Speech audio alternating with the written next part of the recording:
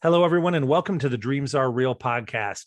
Today's guest is Simona Spark, and boy, a spark does she bring to the world. She is a virtual fireball of energy. She's also a speaker, an author, a podcast host, the creator of Spark Transformation Academy, and so much more, all of which we will get into.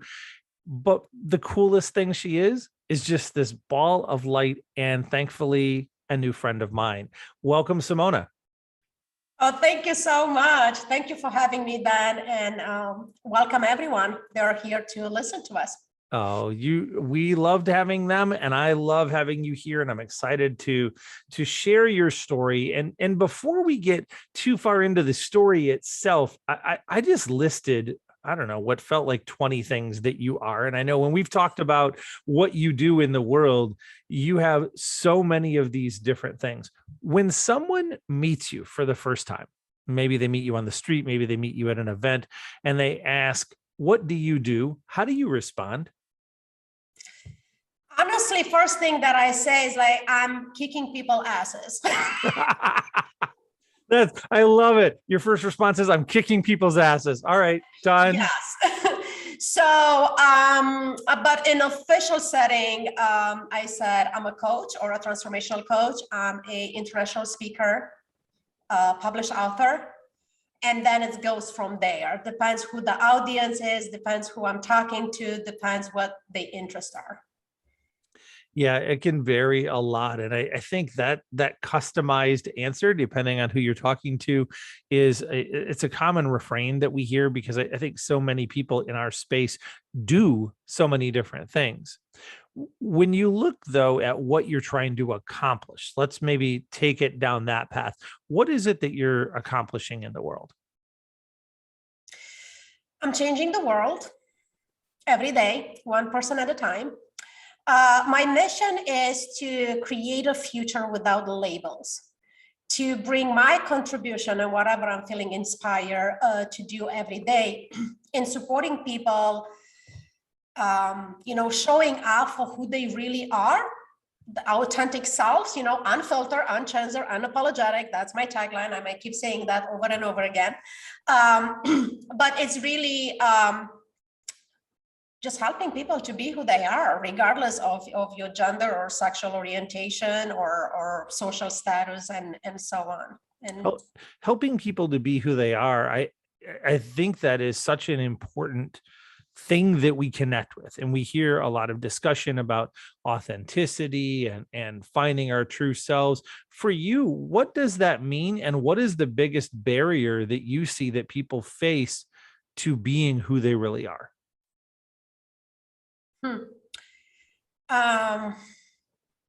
Stereotypes and outside standards. I think those are the biggest blockages. We all been born with everything that we need to be successful and to live a amazing life. But then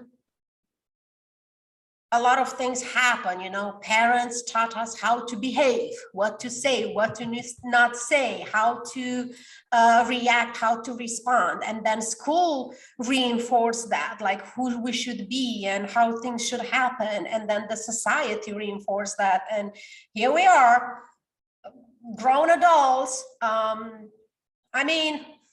There is a reason why physiotherapists and coaches have businesses, because we all need these people to support us to drop all the labels, all the layers, all the programming to get back to the essence of who we are. And when you see people get back to the essence of who we are, what changes for them?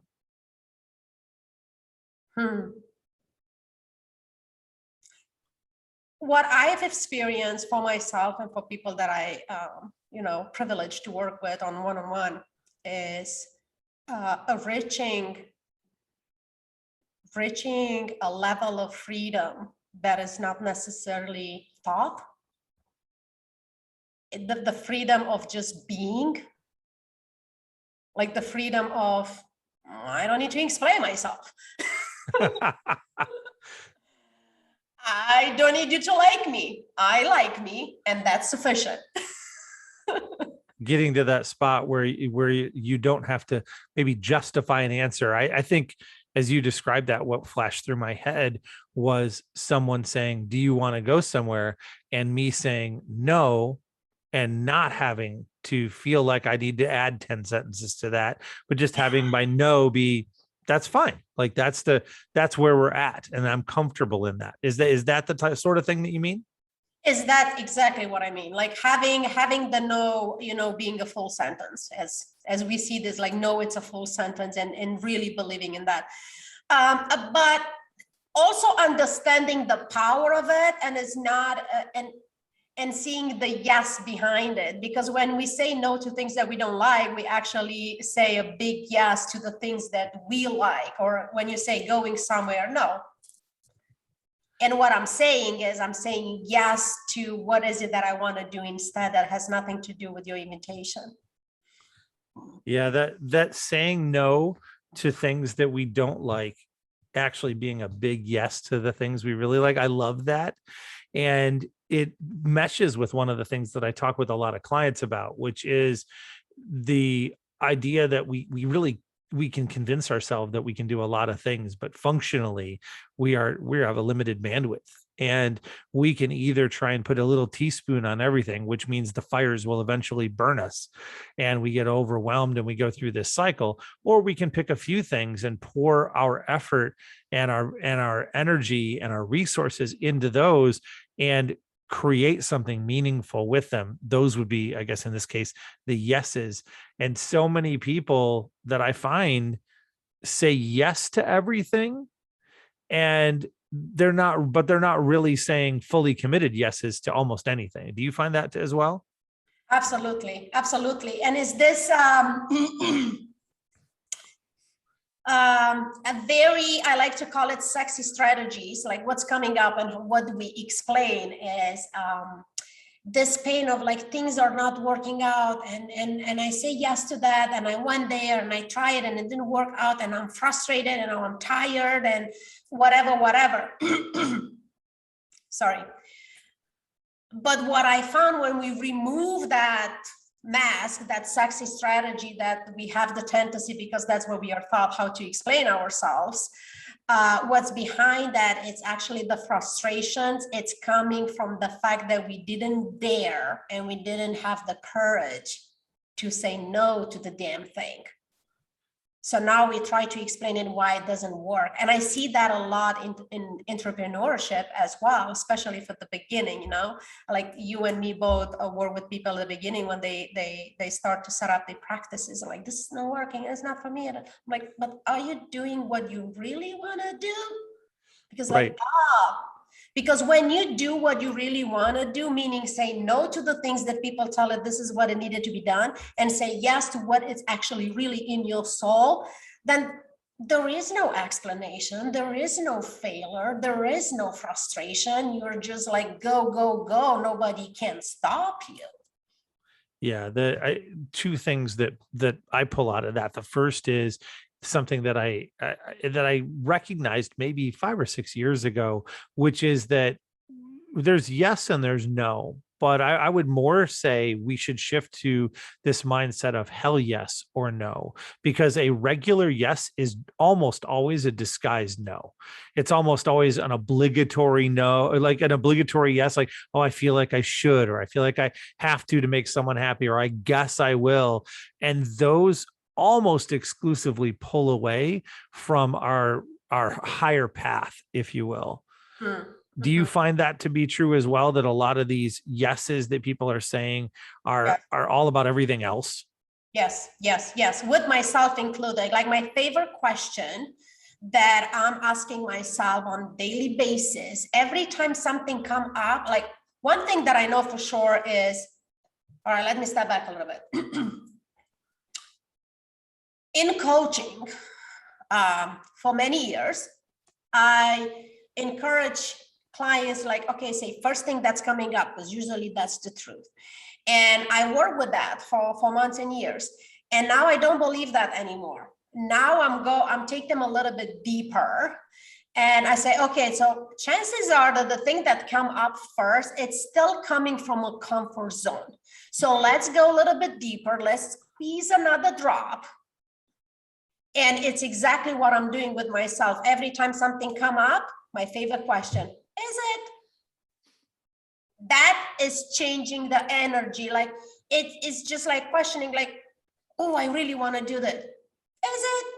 Oh, actually, I don't want to do this. Oh, I feel like this. Is it? Like I'm literally asking myself. Getting past that reactiveness, right?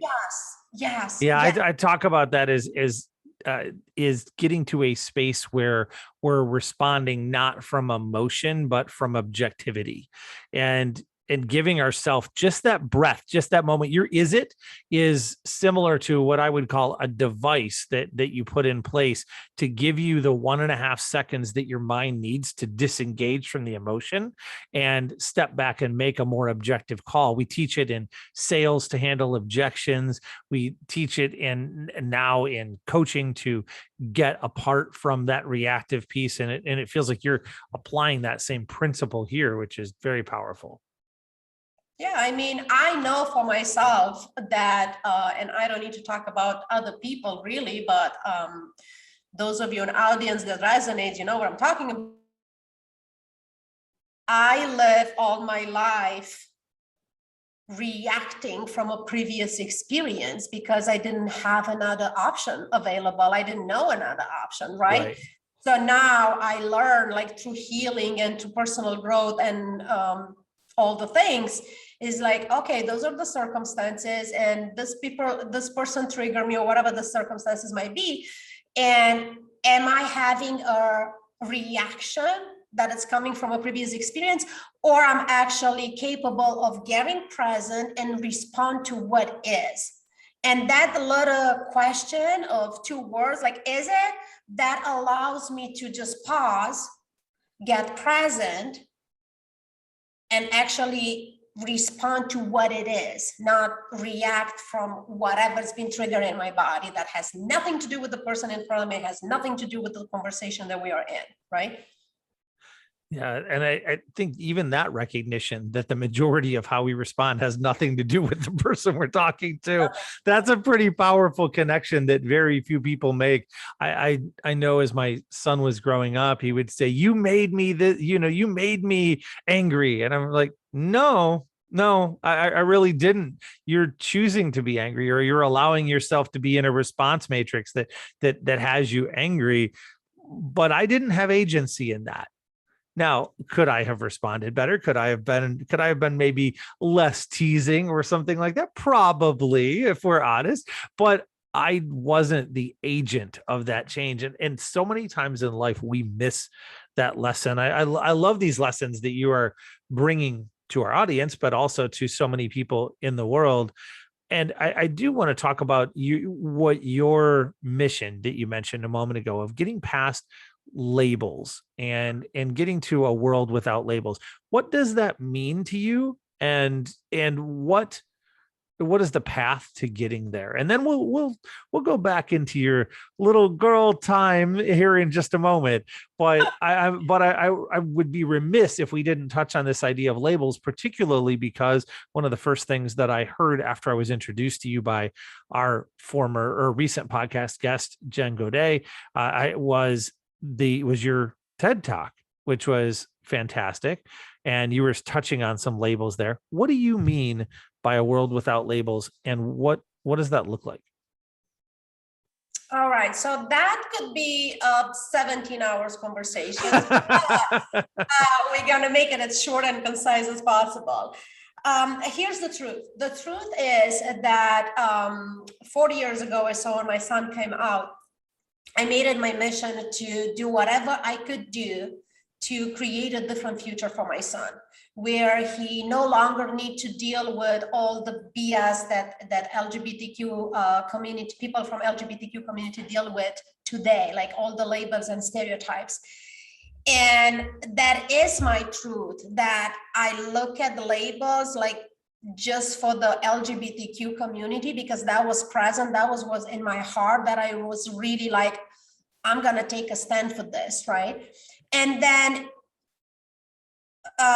immediately after I realized, like, the whole process of coming out, I was like, oh, damn, we are all coming out about something. We are all in hiding about something. So even in my academy and in my work, I expand this concept of coming out, that it's no longer associated just coming out about the sexual orientation in LGBTQ community, but it's something that we are all doing regardless of who we are and where we are. I'm coming out about my story. I'm coming out about my divorce. I'm coming out about being abused. I'm coming out about this. So it's all about sharing a very personal, intimate part of myself with another human, with the intention of showing up fully and authentically and owning this is where I am, and also with the intention of, I don't know, giving permission to the other person to show them for who they are, to invite them to come out about whatever they need to come out. So the whole label just started expanding, and then I was like obsessing over it. Literally, I obsess over it, like how we putting labels on, how we supposed to look like, and how we're supposed to dress like, and the body image, and just name it, to the point that like, who am I? We start the conversation. How do you introduce yourself? Who are you? A coach? Are you a teacher? Are you a trainer? I'm like, I'm a zillions of things, and I'm a woman, and I'm a friend, and I'm a lover, and I'm a sister, and I'm a daughter, and I'm a mom, and I'm so many things, and we all are so many things. So I made this exercise of even dropping the labels on my business card. So it's just my name, my email, and my website. So I don't have a title. So it's just my name, Simona Spark. And I'm like, this is who I am.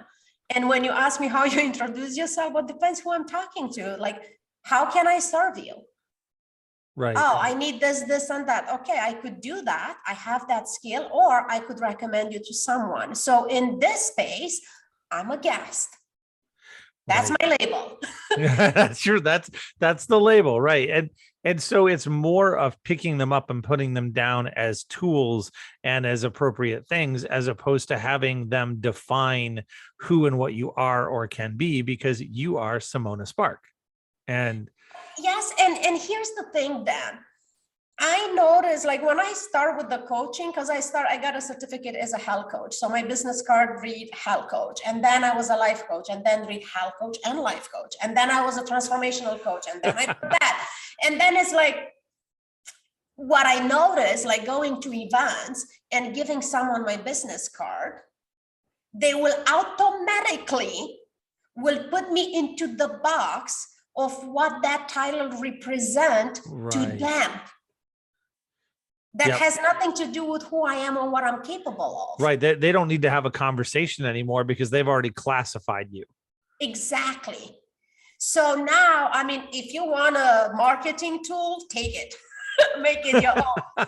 I give my business card and it's just Simona Spark. And what do you do? Oh, okay. Now I want to have a conversation about it. Right. I think that's a great perspective. And it's one that I've struggled with. There in a world where there are so many specialists who say, I do this one thing, very narrow and deep, and they're glad to grab that label. And I don't judge that. I think that can be very positive. If that's their identifier and they feel really good about that, then that's wonderful. I have been, like you, a person who says, well, I'm a speaker, and I'm a trainer, and I'm a coach, and I'm a podcast host, and I'm in, so many of these different things. And I would rather grab the thing that serves you and that applies to you in that moment than to grab something else, or then to have somebody look at me and go, oh, well, you're this. So, and this is where I think a lot of the problem comes in. You're this, so you must not be this. Or that exclusion that inherently comes with a categorization is rough. Right. Like that hit me really hard for the beginning of the career when we start, and it's like, what's your niche? And you need to narrow down my niche. And it didn't make sense to me. And look, could be people in the audience that make perfect sense, and this is how you want to live your life, go for it. But I get to live my life how I want it. And this idea, the concept of niche, I really struggle with it because I'm like, I'm learning and I'm reading and I'm hiring coaches and mentors and support to help me how to expand and how to allow myself to be bigger and louder. And then on the other hand, it's like, you want me to put me in this tiny little box because of this and that. I'm like, it doesn't make any sense. I can't do that. No, I get that. And the way that there are two things that I thought of when it finally came down to the whole niche thing for me, because it was a wrestling match, and it was one that I went a lot of rounds in that match. But for me, it came down to two things. One is I looked and said, who, based upon who I am and what I do, whatever that may be, who is drawn to me?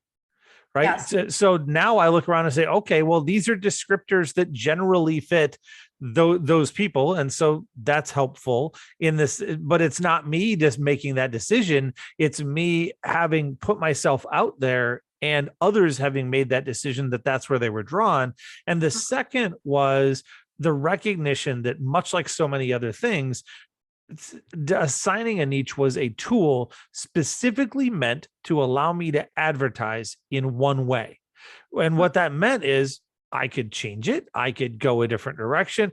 But it didn't define me. It wasn't, this is only who I work with. It's no, this is who I'm marketing to at the moment.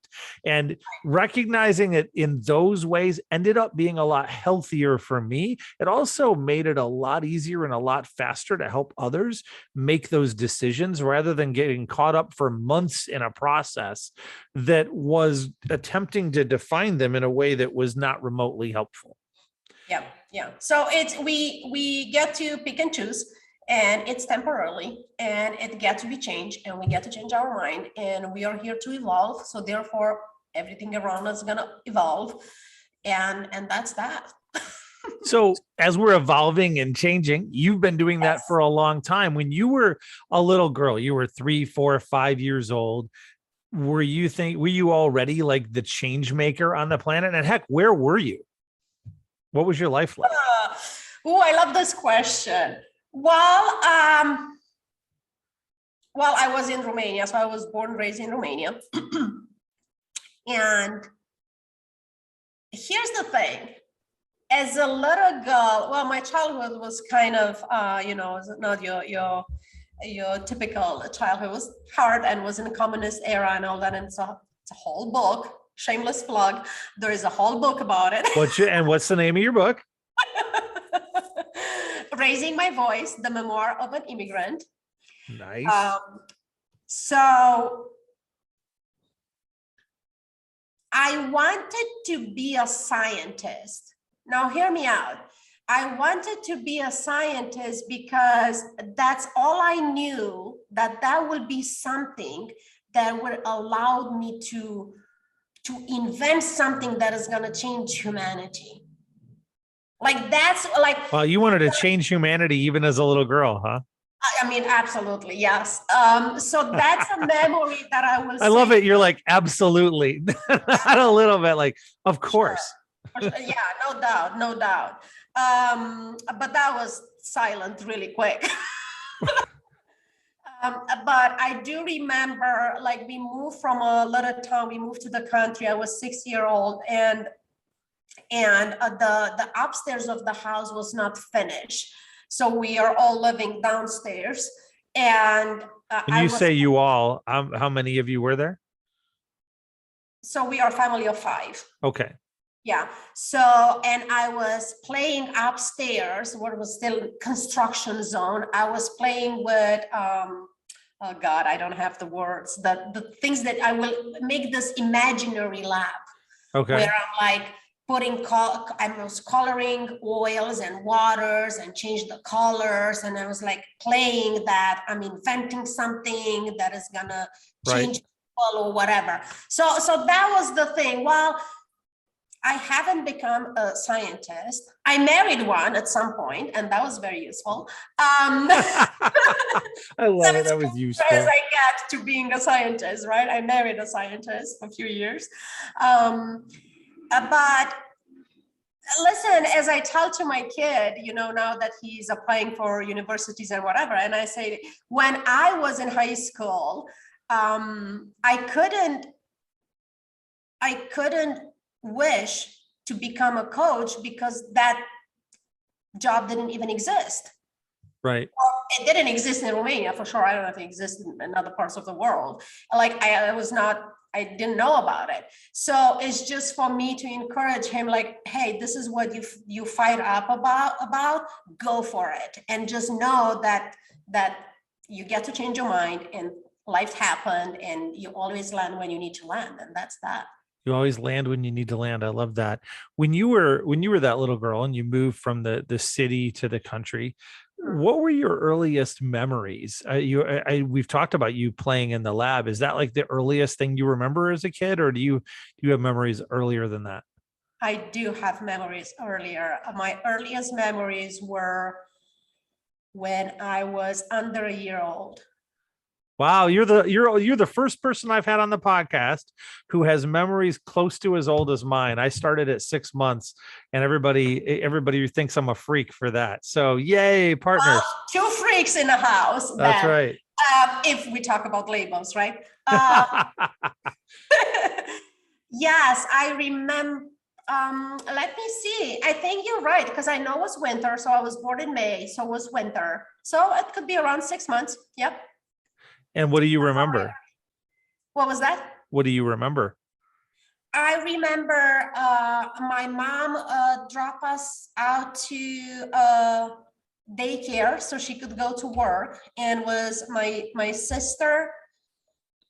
Like I could see them, like she will carry me, and my brother and my sister will walk next to her. So she dropped my sister into a room, to her age group. She dropped my brother into another room, and then she took me to this room with babies, and I was in a crib.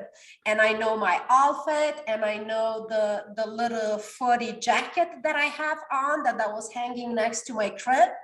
Like it's crazy. It's such a vivid memory. Yeah. I love it because, as I say, you're one of the few that I can share that particular connection with. Now, what do you remember about your childhood as you were a little girl? What was life like? What is it that you need to know? Because was it easy? Was it hard? Was it like, what's memorable to you as you look back and being a kid? Yeah, it was hard. It was hard. It was a communist era. We are living in a country. Looking back, I get to appreciate that, it was hard back in Romania during the communist era, where no food. Like people in the city, they have money, but was no food available for them to buy. And because we live in the country and we have land, we did not starve. Like we have fruits and vegetables and animals. So I remember my mom being sick, and when my dad took her to the hospital, back then you have to pay for whatever surgery, like you actually pay cash the doctor to proceed to do the surgery or whatever. And they didn't want money because they have money. It has nothing to do with the money. All they want is food. So my dad will pay for surgery with the sack of potatoes, or wow, chickens or whatever. But for me, like looking back, of course, I get to appreciate a lot about what happened. But back then, I will say that I didn't have a happy, playful, joyful, loving childhood. Was country, was working the land. Was going to school, do amazing in school, do homework at the candlelight, because we didn't have electricity, was casual, was no television, not hot water, was pretty rough. Yeah, that's pretty rough growing up. Now, when you were a kid, did you think that was rough, or did that feel normal to you? It felt rough because I didn't like the physical work. Like, no, I won't say I didn't like it. I actually hated it. Right. Let's put a point on that. Right. Let's be clear about what's happening. We have, cousins in the city, and they will come to visit in the summer, and for them were a holiday, and we were like, we don't get to play. We don't get to have fun. We just have to work.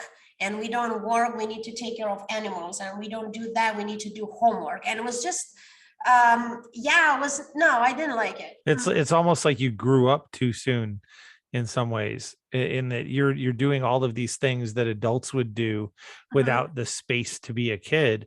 And you were doing hard work even in your early years. That's uncommon today, although I think it was more common then. Did you like school? Did that feel like an escape to you when you were there? Like, how you said you did really well, but how did you engage with it? I love school. I love school, and you really touch it there. Like, you get it right. It was an escape, and probably, like, I couldn't tell you for sure, but was like this two different people, pretty much. One that is the country girl that is working the land, and one that is a educated girl that get to put the uniform on, because it was uniform, and go to school and learn things and learn about the world and learn that is actually more to life, and there are options, and I could become somebody. I could be something, not just, taking care of animals or working the garden or whatever. So that was maybe the first hope that you really found was at school in some ways. Yeah, pretty sure. Yeah. So you do school, you're doing really well at it. You're going home and working yourself to the bone, basically. And it's not, it doesn't sound like there's a whole lot of joy going on. What's the first thing that changed for you? Was it as you went through school? Was there a significant event? Like what's that next inflection point for you? It was applying for high school. So before I go to high school, my parents give us to different aunts and uncles in the city, just to get a better education than in the country. So, and was the time to apply for high school. Now in Romania, when you apply for high school, I don't even know if it's the same now, but it used to be, it's when you choose your career. Oh, wow. So you're choosing it when you're going to high school, which is 4 years earlier than we do in the US. When you're 14, because the high school are set to build the foundation for the university where you're gonna go. Okay. So like I was in love with math and physics. So in my mind at 14-year-old, I'm like, I'm gonna be an engineer. That's what I'm gonna do with my life. Right. In order to get to that university, I need to go to this high school where the main focus is on math and physics. So math and physics, 2 hours a day, every day. Like intense math and physics to prepare me to get into the university so I could become an engineer. If you want to be a doctor, you're going to go to this high school when the main focus is on chemistry and biology, and then they prepare you so you could go to the medical school and so on, right? So at 14, you kind of have to choose like what you're going to do with the rest of your life. That's a big decision very early, right? I know. And it's a whole chapter in my book about that period, because it was a really big turning point in my life, as my dad gave me two options: to become a teacher or to become a doctor, because that's what he knew. Those are the two. No engineer. I noticed engineer is not on that list. It's not, because engineer, like, you make no money, you make no living, you're gonna starve. And I call and I say, I just took my file into this particular high school. And then he says, don't come home. Wow. Don't come home. So that was a big turning point for me. Now, how did that hit you when you did you know that was coming? Like, did that surprise you? It did. It didn't. And it did.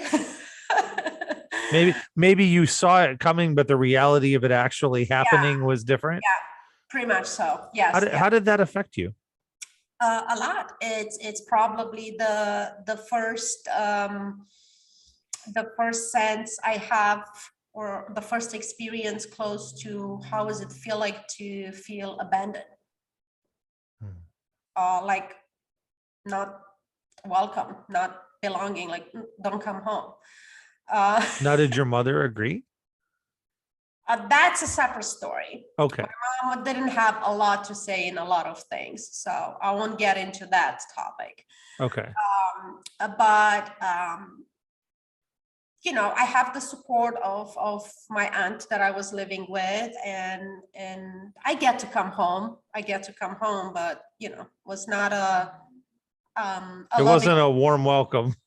No, it was not. And even when I made it, and I made it to that high school, which was the hardest high school to get into, and for somebody that is coming to, you know, from country school, which I learned nothing in the first 7 years, and I have 1 year to get my shit together to make into the highest school, and I did it, like nobody celebrated that. Not exactly a pat on the back coming. It was, and nobody cared. It was just like, yeah, okay, great. Was that something that you craved and that you really missed when it wasn't there, or was it something that's just how it was, so you just went on?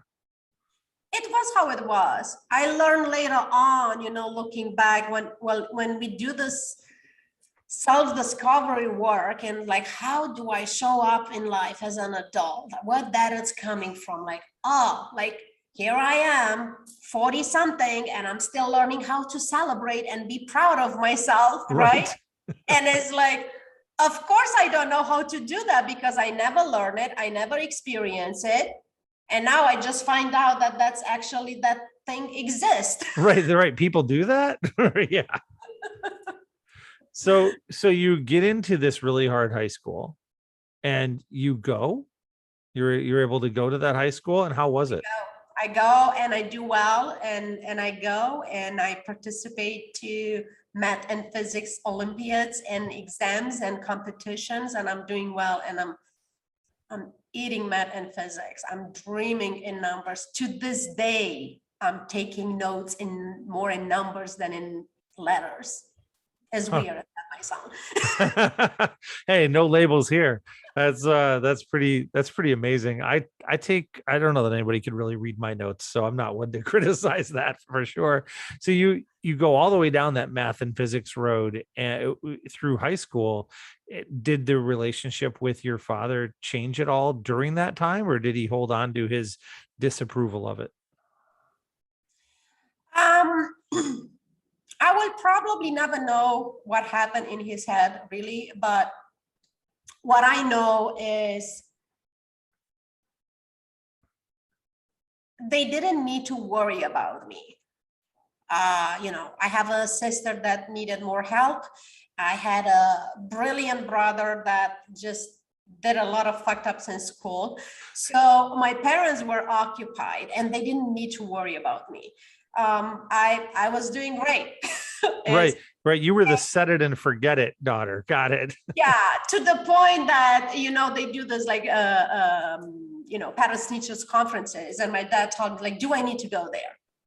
And I'm like, well, is anything that I don't know from you that I need to go there? Because I don't have time to waste my time there. I say, no, it's nothing. Like, we have this. Oh, here's the thing about that school system that I think it's a really good tool that should be in this school system as well. We have this little notebook, and every time that we are called to be tested, or oral or in writing or whatever, they give you a grade. And in the end of every week, you need to take that little notebook to your parents to sign it, that they acknowledge what you did all week. Okay. And then you take it to the teacher. So you get those grades. And my grades was really good. And my dad will see that and he will sign. It's like, okay, those are good grades. Do I need to waste my time going to the conference? I'm like, no, you don't have to. So my parents met my leading teacher in 4 years of high school at the graduation day. Gotcha. That was the first time. Cool. But they were there for the graduation day, so that's something. That's something. I would say yes. So that first moment of abandonment that set you on a path that it feels like almost to prove, look, I can do it regardless. But that first moment, that was a hard hit. That was a pretty big punch. And you'd been accustomed to dealing with hard things as a girl, but then and growing up with all that work and everything else, but you take that hard hit, you go to high school. What happens next? What's that next moment that really stands out for you? Oh my God, there's so many. Was it going to college or was it before that? Well, I see what we are doing going here on timeline. Like going to college was most likely was not surprising when I say I want to go to college, and then my dad says, get a job because I'm not paying for your education. So I'm like, okay, I'm not surprised, right? Right. So I got a job, and that was hard. That was really hard because I got a job 8 to 8, so 12 hours a day, Monday to Friday. And I went to university in the weekends. So Oh my goodness. So you were doing both at the same time. I have no day off, Monday to Friday at work, 8 to 8. And what was your job? I was a cashier into a 24/7 store that sells everything. So, and then in a weekend, I will go to school. So I don't know how I done it, but I did. But here's the thing, what I really appreciate about all that is that it really taught me, oh God, so many skills of being disciplined, of time management. Like, holy shit. When I hear time management, I'm like, oh yeah, I'm familiar with that since I was a kid. So there is all these things that we look at it, oh, it was so hard. And it was. It's not that it wasn't, but it's like, it's so much good in it. And that's what I choose to focus on. And that's how I build the business around, right? And that you said earlier, and you say it really well. God, what did you say? Give me a moment here. You said like, I'm paraphrasing. This is what I'm hearing. Whatever you say, this is what I'm hearing. Being driven by proving that I'm gonna do it anyway. Right. And that was the motto up until today. Or yesterday, let's say. Right. When I realized that I don't need to prove anything to anybody, but that's what got me into surviving all the shit that come into my life. Up until not too long ago, right? Was that driven force of like, I'm going to prove it. I'm going to prove these people that I could do it. And hey, that was my fuel. And who's to judge that that's not a healthy mindset or whatever? Like, it got me here, so I get to appreciate that. Right. And I lived with some of that as well. All the people who said, oh, you can't do that or you shouldn't do that. I'm like, bet me. Yes. What do you mean I can't get 2 degrees in 4 years, work a full-time job, run some organization? Like I can too. And I look back and I realize the amount of those decisions for me that were made by stubbornness was probably a high level, but that doesn't necessarily make them all bad. It's what they are, and they were right for me at the time. Absolutely. And I certainly have learned from that. Mm-hmm. When you went through this experience where you're working, so from a little girl, you're working, then you go to university, you're like, well, I got to work for that. Nobody's going to pay for that. I've got to work for it, but I'm still going to do it. And I'm not going to work and then go to university. No, I'm going to do both at the same time because I can do it all. Yeah. Where did that lead you? Did it lead you into the land of engineering? No, it did not. So I've been studying business and management for a while, and then I went to the second university, and I was, for whatever mystical ways, I was attracted to studying psychopedagogy for kids with special needs. And by then I got married and I got pregnant. And then when I become a mom, I couldn't continue school because I felt like a fraud. Like, I have this gorgeous, perfect kid, and who am I to go to support kids with special needs? Like, that's what happened. I know that today I will look at that differently, but that's how I see it back then. And then I work in banks and in insurance, and more into economic, as we will say it in Romania, part of professions, but always always interested into this human connection. Like, I'll be in sales, you could say generalize. I've been in sales for so many years, but I always been more interested in all the trainings that we receive about consulting, about how to build a relationship, how to make a connection, not just sell and sign a contract. Like, so you cared about the people. Right. Yeah, how to care about the people. Yes. Right. Now, I'm curious. We talked about how your world was in Romania as a country when you were younger. Did that change as you got older? Did food become more plentiful? Did the government become different? Or did that not really impact you? Were you just living kind of in the same space? It did change because we have our revolution like right before I went to high school. So and things change rapidly. But what happened is the mindset of people, the way they live their life, the way they see the world and their belief system did not change just because we have a revolution. So was the same mentality of looking at women as they don't have a right to speak, or if you gain a pound, you're fat and you're not attractive, and all the bullshit, right? All the things, and still a lot of actions.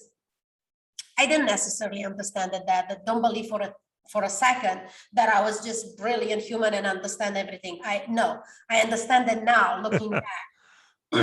That people will do shitty things, not because they're necessarily mean, but it's just because they're behaving out of fear, because that's all they have in their bones, myself included. So by the time I divorced, my first divorce number one, and my kid was 3.5,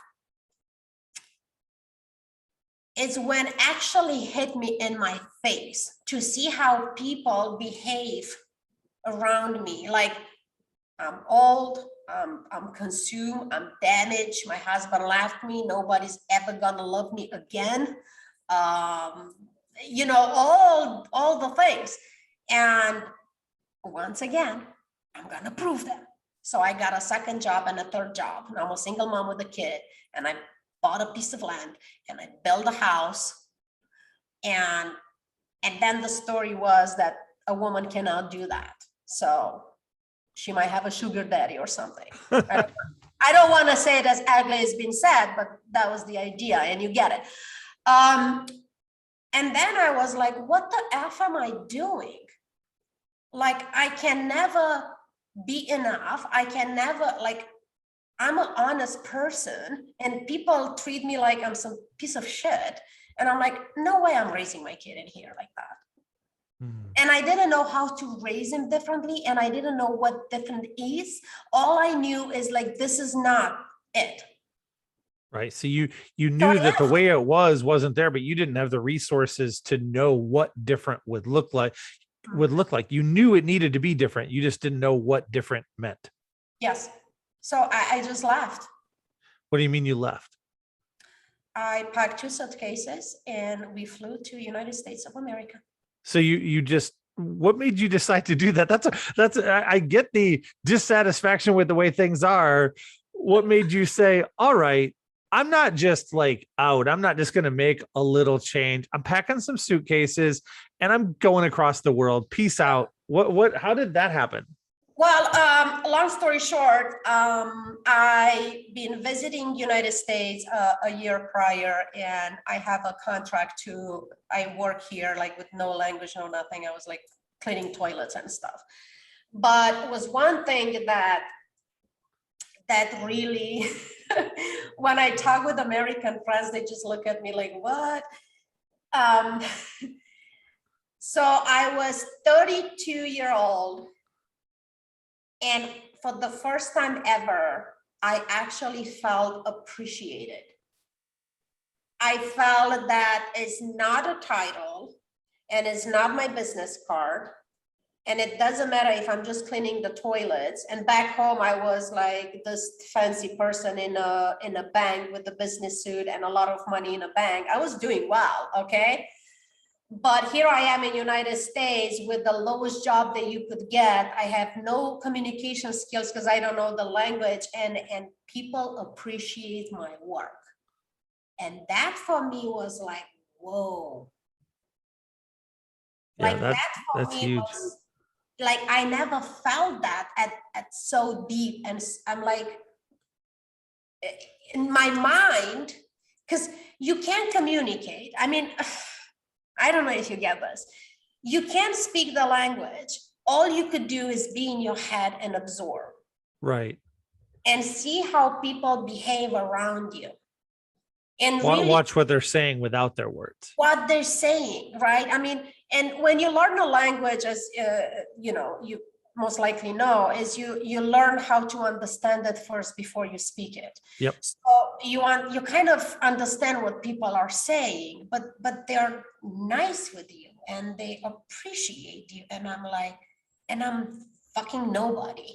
Right. So it was really the proof of that principle that it is how you make people feel, right? That we don't work for a job.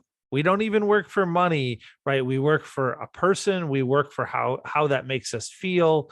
And we're drawn to that like a moth to a flame. That you were in this space, from what I hear you saying, where you said, I would rather go clean toilets where I'm appreciated than to have this outwardly successful job and more money where I'm not. 100%. You nail it. And that was it. That was it. I'm like, what, and having a child was very hard, but was exactly what I needed. Because it was not about me anymore as much. It was like, what am I teaching this kid? That is okay to behave like an asshole, like a man, that it's okay to put down your woman, that it's like, what is this kid is gonna learn here? That what car are you driving and what brand is your t-shirt? Like, what am I doing? Right. What status symbols do I want my child to connect with? And and what you're saying is I'd rather have him connect with kindness and appreciation and treating people well. Those are status symbols as opposed to brand names and flash and arrogance. 100%. That is such a crucial lesson. And I think many of us and many who are listening have learned this, but probably have learned it pretty late in life. You got it a little bit earlier, which is awesome. You're able to put it into words, which is amazing. And you took this big action. You said, okay, I recognize that I want that appreciation. I want that connection. So I'm going to fly to the US and go do that. How? Here's the thing, because I laughed and I went back and I got another job and I'm like, okay, but it's those things, those experiences, right? That is like, I couldn't forget it. I couldn't forget how I feel. I couldn't forget how people treat me. And I was scared. I'm like, and I make a decision, like, I can't go to United States. I don't even speak the language and I have a child and I'm divorced and it's like, I have no job. And it's like, no, that's not for me. So I'm focusing in here and buy a piece of land and build a house, but was there, like I couldn't ignore it. And right. You existed there. You just, you couldn't get it out of your head or out of your soul. Yeah. You can. And then when every day I'm still dealing with the same bullshit over and over and over again, I'm like, I will never be good enough for these people. Like, it doesn't matter how hard I work and how much I do and how better I handle my life, and I'm putting myself together, and I'm creating all this for myself and for my kid, and work my ass off. And it's just like, it's just not good enough. And you've captured so well and so beautifully the way that a lot of people that I encounter feel, and in fact that I myself felt years ago, when they're trapped in a job, when they are doing what they feel like they should, quote unquote, be doing, where they're maybe making money, they're being successful, they're doing their thing, but they're just miserable. But they have this longing in their soul that maybe they visited a place in the world. Maybe they said, oh, I just can't get that place out of my heart. Or maybe it's that they've had a dream of doing a side job, or even starting their own business, and they can't get it out of their soul. You did the thing that so many of them don't, which is you connected the wires. You made the leap. I made that leap. It took me a lot of extra years. I had to get to the spot where I looked and said, I either have to do it or admit that I'm never going to do it. And it was the fact that I don't have any ability to admit that I'm not going to do it in me that caused me to finally do it. But you capture that so beautifully that's just where you were. And then you didn't let the fear stop you. So my question for you is really that you had so much building up on both sides of this. How did you get past the fear to make the decision to actually do it? I don't think I passed the fear. I truly believe into exactly what I'm teaching these days. Fear is there. You take the fear, you put it in your pocket, and you go with it. Take the fear, put it in your pocket, and go with it. I love that. There is that I have sunshine in my pocket. So I like to sing, I have fear in my pocket, and I'm going to fucking do it anyway, because it's not about avoiding it. It's not about going through it. It's not about overcoming or whatever the BS tools are there, what to deal with fear. It's about doing it anyway with fear. And then, of course, we get to look at fear and understand what it's coming from, what it is, and what is that, and how. But I'm doing it with fear. I flew across the Atlantic Ocean with fear. I've been living in fear for the past pretty much a decade. Like, just being here in United States and everything that I went through, and I went through a lot, it was fear was there all the time. But I learned how to acknowledge it, and to stop resisting it, and stop being so fucking scared of it, and actually just, even love it. Is like, it's fear. It's a little bit of tension. Okay. That's how it feels like. And I'm going to do it anyway. Right.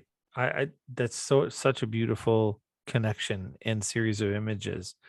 So you take your fear, put it in your pocket, you come to the US. How was that transition to the US with you and your child?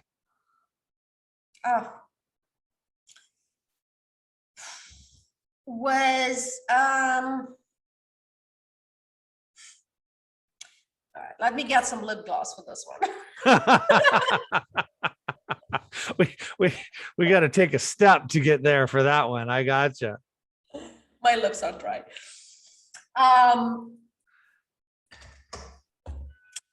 Everything was different, and that would be an entire other book. I touch a little bit in my book because it is the journey of an immigrant, but there is an entire book behind the scenes of this book, like the experiences of how the food tastes like, how the coffee tastes like, how houses are designed or arranged, or the windows treatments, or like everything was different. Like, I needed to calibrate and adjust to fucking everything, like no exceptions, including learning a language, because all I knew is to learn how to 10, and it's pretty much all I could teach my 6-year-old. Like, that's how you learn to 10. Oh, and I knew colors, right. And I knew a few bad words that I didn't want to teach my kids. But that was all. They learn those on their own. Yeah, I have so much respect for all that you had to step through and learn, and particularly the language, because I have studied 4 separate languages and have failed to learn any of them. I speak English and sarcasm. Those are my only fluent languages. Other than that, I've just been miserable at grabbing onto them despite my efforts. So the fact that you have, and that you speak it so eloquently, and that you connect so well through language, I have huge respect for that. Well, thank you. And just so you know, when I land in US, that was exactly my belief, exactly what you described it, because I was exposed throughout school to Russian, English, French, and Germany. And I couldn't, for the name of Lord, to learn any of them. So 33-year-old, I'm like, I'm not able to learn a language. And let me tell you, my friend, everybody's able to learn a That's right. It's amazing what happens when you have to, right? When you have to. When you talk with your kid and a month later, he responds to you in a different language and you don't know what the fuck is he saying, but you're going to learn that language. Yeah. Yeah, I get that. And I know that if I were immersed and had to, that I could, like anything else. It's just definitely not been, and it's for some people, for my wife, learning another language comes very easy. She was learning intensive Russian when we were in school. She learned French by watching a few movies. She literally learned French. It is amazing, the ability to do that. I am on the opposite end of that spectrum. Could I? Yes. Is it going to be easy? No, lots of pain. So you're adjusting to everything all at once. And did you find that your kid adjusted quicker? You mentioned the language. Yeah. And as quick as we are 1 month in, let me think. We land on July 8th. Yes. So it's the end of August. I register him to school to start kindergarten, right? And I'm with him in a park. He's playing with kids and I'm learning English. I have this little dictionary, tourist dictionary, Romanian, English, Romanian. That was the first book that I learned English.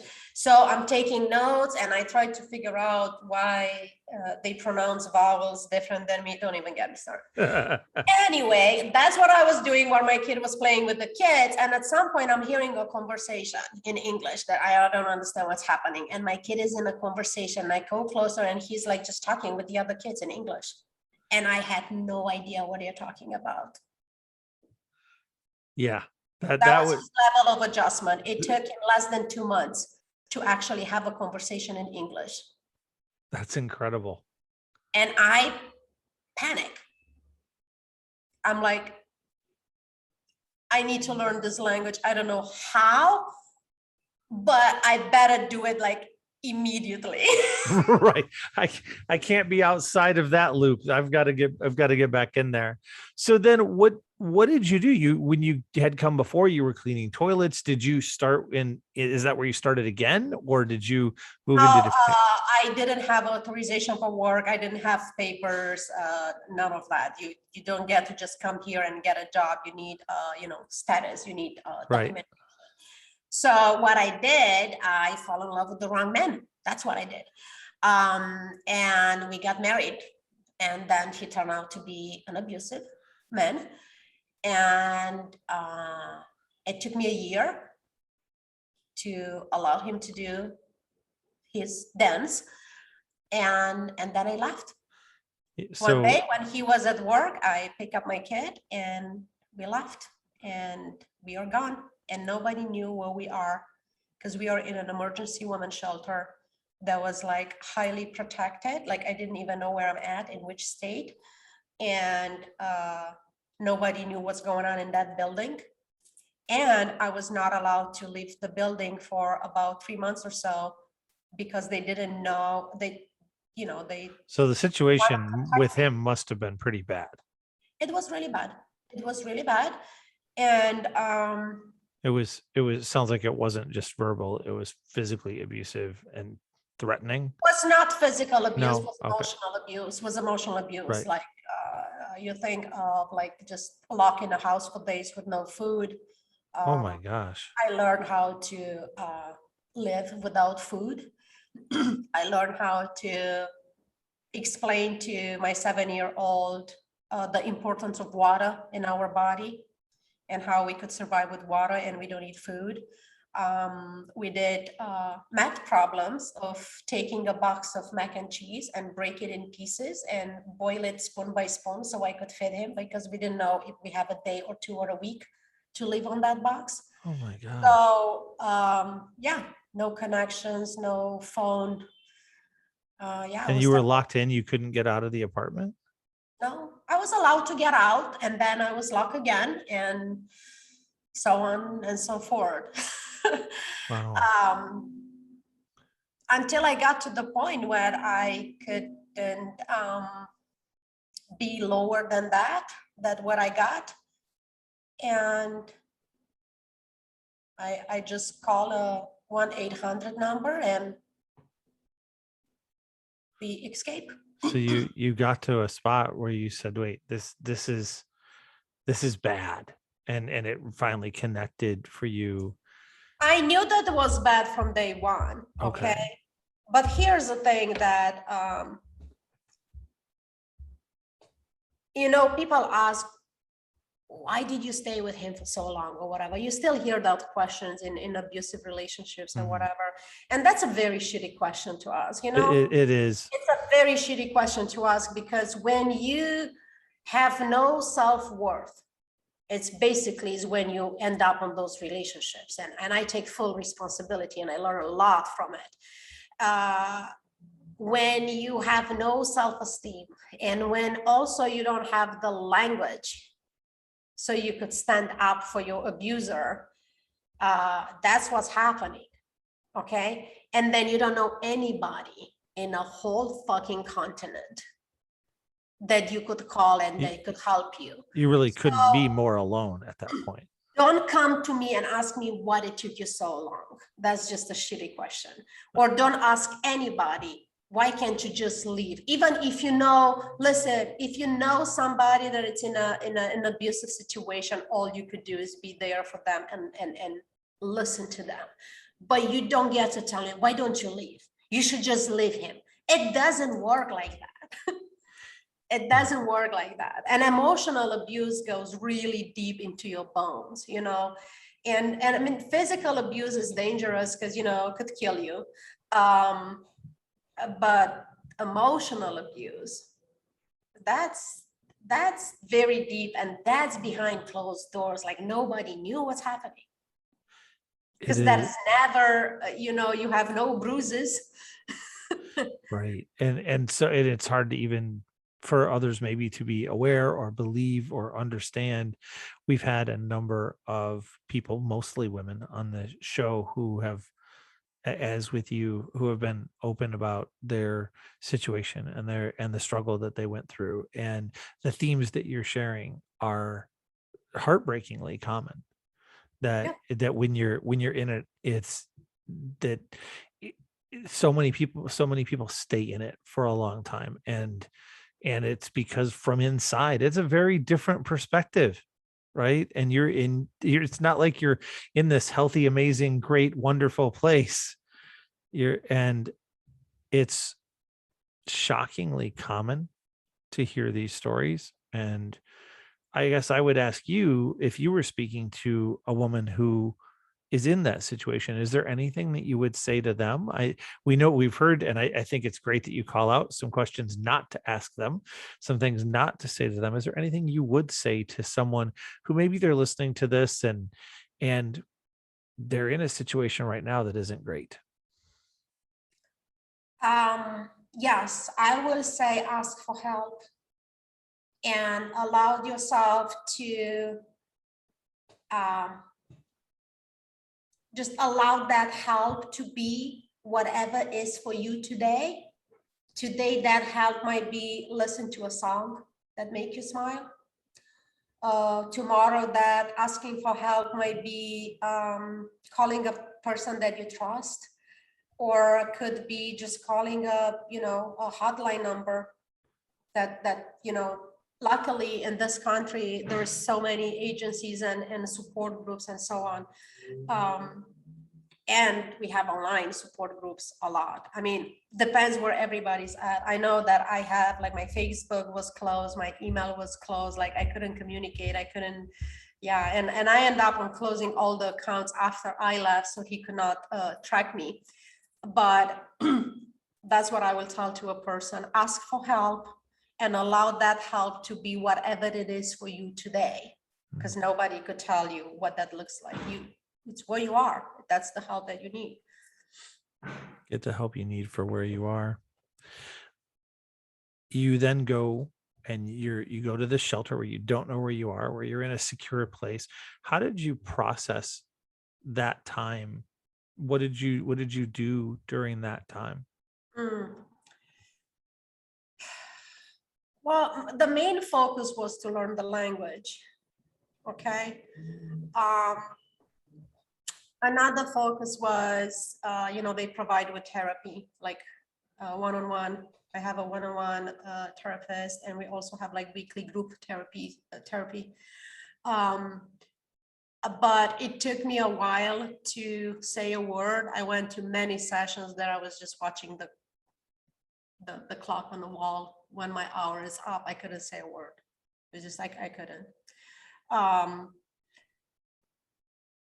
And the appreciation that I have for that was 5 months. So this was an emergency shelter where people could be there for a day or two. And, they find, here's the thing with shelters and with, I don't want to talk about the government or whatever, but there are so many programs that people get to put in. That was not my case, because all my IDs were expired. I was not in a system. I didn't have a social security number. I didn't have authorization for work. I have no immigration status. All I was married with a US citizen. And because of that, I was allowed to be in this country. And that's it. I was allowed to be in this country. I was not allowed to work. I was not allowed to access anything. So they didn't know what to do with me. So my 24, 48-hour shelter ended up being 5 months. Wow. Because they didn't want to put me in the street, but they also didn't know what to do with me. Right. You're kind of in limbo because there's no, well, it goes back to what we talked about earlier. Like you had no category. You had no, they couldn't label you. I mean, happily to report that it's been my life story to break all the rules, not fit in any box, in any level, in any circumstance, and I'm really proud of it right now. Like this time is really part of my mission to just break the boxes and let's find out what is it for you and break the rules, right? But it's, you look back and you see it like right through. It's like, yeah, I didn't belong anywhere, and I felt lost and I felt all that. But now with that experience, when I'm like in a situation like I don't belong here, the energy is different. Like, oh, I don't belong here. Great. I had to make my own space. Right. You're like, I've developed this skill. This I can do. Yes. Right. Yes. Right. So how did you come out of that few months? What was next for you 5 months later? I find a friend, and then she invited me to go live with her. So that's how we got out eventually, because that was a conversation back and forth for another couple months or so until I decide, okay, let's just go. So then from there, we start the immigration process because I found out about this. There is a Woman Against Violence Act application visa that I was not aware of. I found out about that in a shelter. So that was the category where they could put me in, and applies to women or men that they are married with a US citizen and then they don't get the status, because I couldn't apply for anything. My husband should apply for me. Right. And you were not in contact with him, right? That's why how he got me hostage, because was like, you can't do anything without me. Right. I decide your fate. Right. I have complete control. Yeah. So, and it really, like when I left, it come down to what am I doing in here? Like going back and remembering what was the reason that I left Romania. I left Romania to create a different future for myself and for my son. And now am I gonna let one person decide that for us? And this changed me, right? That get me the courage to live that marriage and get into the shelter. But it's also a question that I'm using it in my work now. Like, okay, when you lost and you don't know and you all confused, it's like, let's get back into what was the reason that you actually start this damn thing. Because we forget. So it's always good to go back into like, and that was for me, like right there, like I lived that framework into my bones. Like, why in the world I left Romania? And what I'm gonna do with it? Just let one person, an asshole, to decide my future and my child's future? Right. No, it must be another way, right? So after we left and I got this visa in pending, but nothing happened. I found out that was not filed properly and whatever. And then I just Googled an immigration lawyer. And the first name that popped out, I called, and I did not leave that phone call until all the sales that I learned decades before, I put it into that phone call. Right. You said all these skills, that's the call. Honest God, like everything that we ever learn is never a waste. It's used for something. I truly believe that. And I have zillions of stories about that. So I put it into that call, and I did not hang up until she says yes to see me. And so now she said she'll see you, and now you're on the path to getting your the thing that was the biggest holding you back resolved.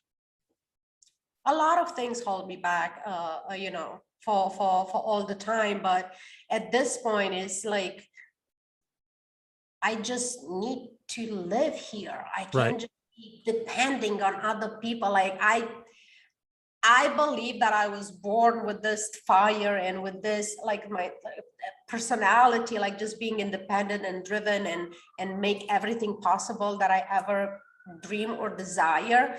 Because really, I mean, look, I don't want to look like an asshole, no labels, but there is nothing that I could dream and I cannot have. Right. So you have the passing through what I'm saying that you have the ability to manifest whatever, right? And to when I was in that shelter, and I said at one of my talks there, it's public there, so people could watch it, but I dare to dream, like from ego for whatever, it doesn't matter. But it was like being this famous person that I'm traveling the world and I'm on big stages and everybody's looking at me like I'm some freaking god. Like that was in my imagination, right? And then I was just like panicking, like, who do you think you are? Look around, where are you? Right? Right. Like you don't even exist in a system. Like don't say that out loud because they're gonna lock you up. Right. Right. And then 10 years later, I'm in a different country every month and I'm speaking on big stages and I'm actually. So let's talk about that. How did you get from there to here? Like we've said a lot of, to use your word, a stage.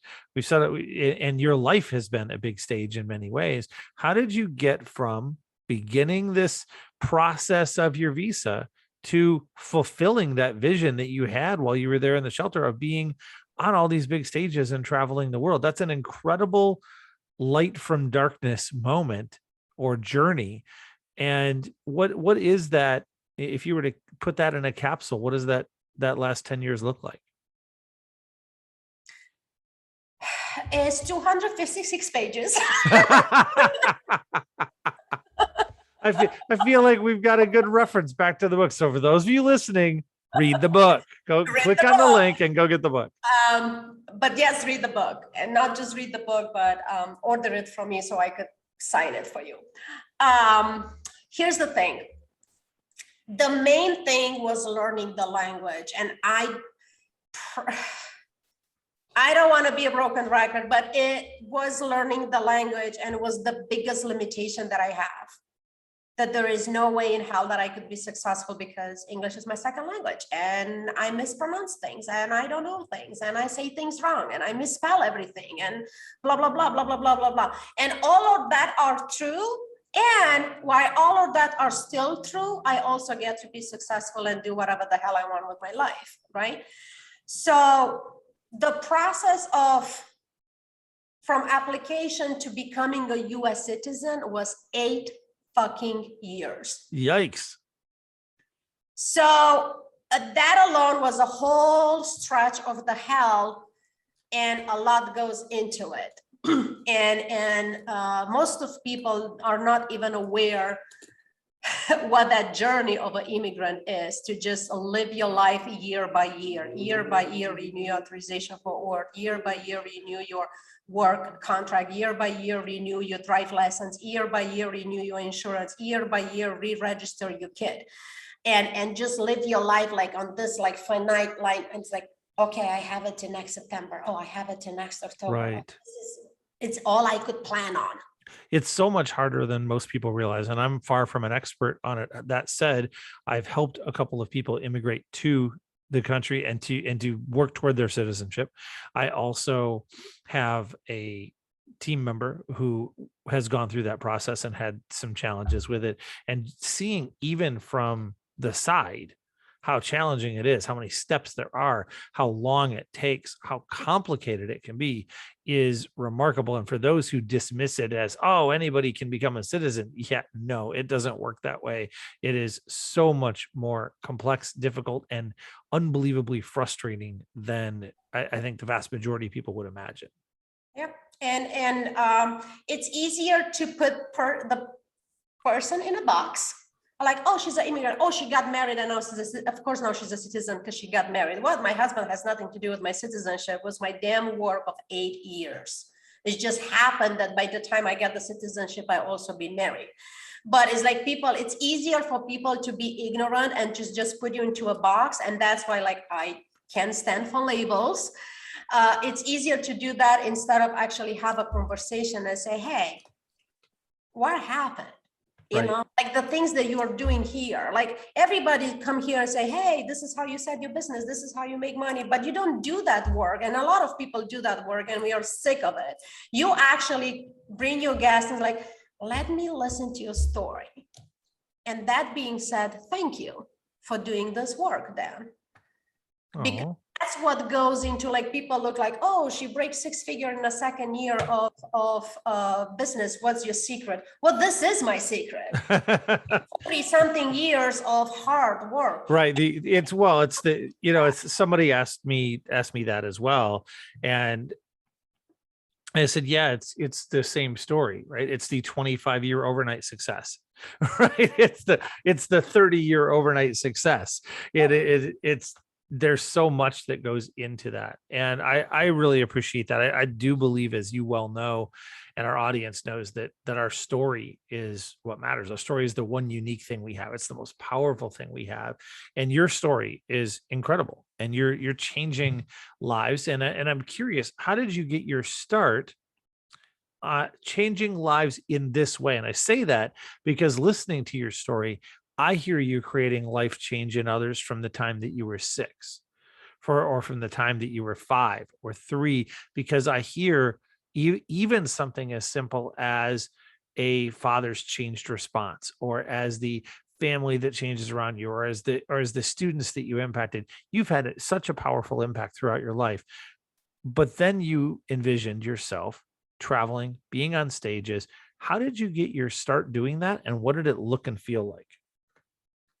Well, thank you for all the kind words. You were very good at giving me a lot of compliments and give me no space to say thank you. You just back it up with a question. So, thank you for all the good words and all the kind words that you give me so far. You are very welcome and more than well deserving. Thank you. Okay, so here's what's happened. A turning point. As I said, there is no breaking points. I mean, everything goes into everything, right? But we decided to move to New Zealand. So when I moved to New Zealand, I've decided that I'm not no longer work for somebody, and it's time for me to go back to school and open my own thing. And going back to school, what really remained in my mind from 2 decades prior was psychology. And I'm like, okay, maybe it's not working with kids with special needs, but I'm still intrigued about how can I help another person. And I felt I couldn't articulate it really, like what is it that I want, but I felt that everything that I went through was not for nothing. And I understand if a person it's in a similar circumstance, I understand what they're going through, and they don't need to go through alone.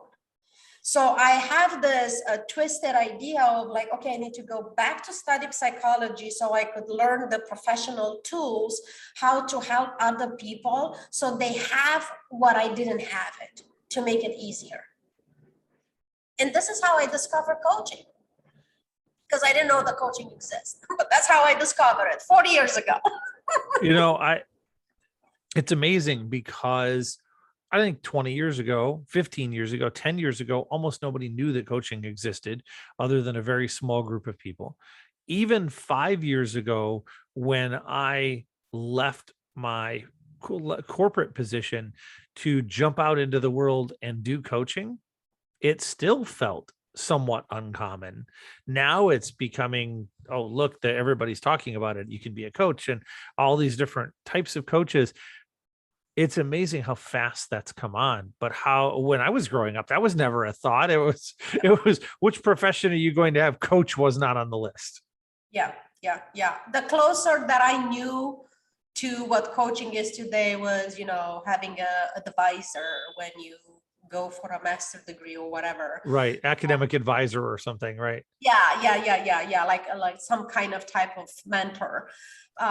So anyway, I'm like, okay, I discovered coaching and I realized that it's a little bit easier, like school wise, than going into study psychology.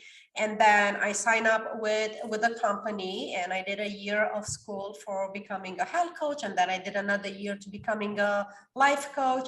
And I really love it because we were required to put a certain amount of hours into actually practice to be a coach, and then we get some practice clients, and we have to submit all this in order to get the certification. Right. So, but was still not it. And I didn't know. So you were close. You were like, I'm helping people, I'm connecting with them, but I'm not quite there. It's still not it, right? Looking for that freaking niche. So, and then when my son came out, so I was working mainly with parents because that was what I felt secure of, like being a single parent for a decade of my child life and going and we have an amazing relationship. And I'm like, okay, that's one thing that I know that I did right.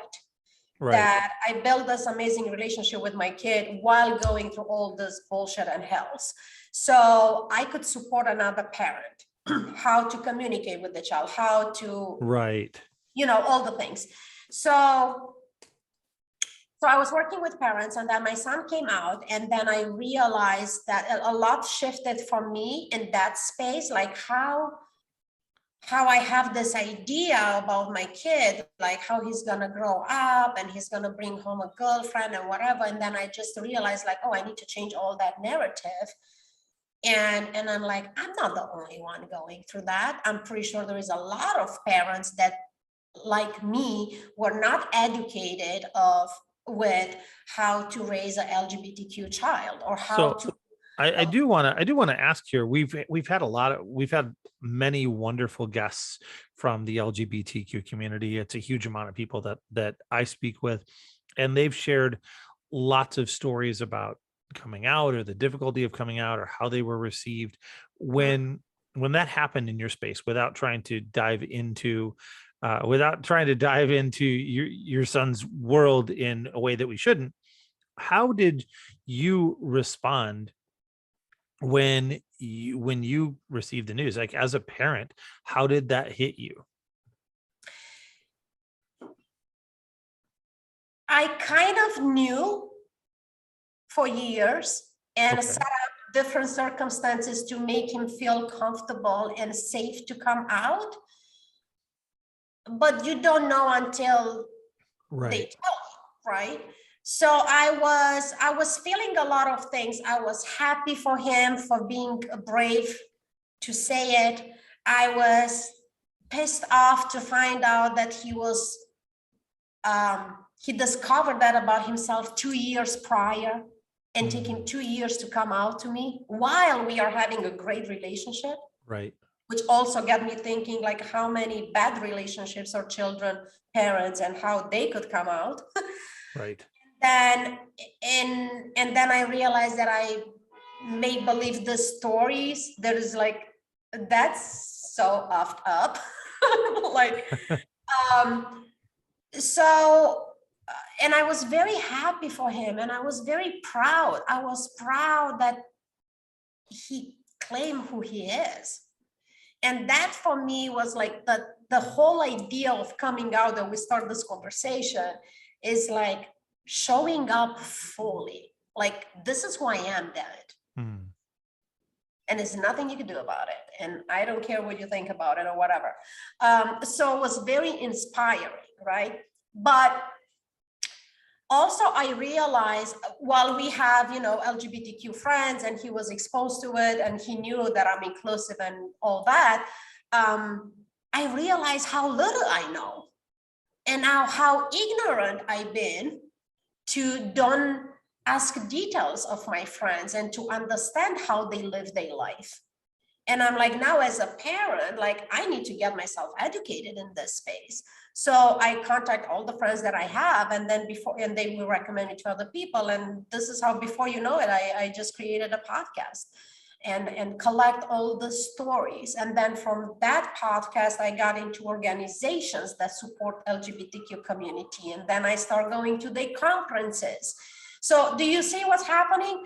It's like you go for something, and then it's like driven by, okay, I don't know anything about this, or I know very little, let me learn some more.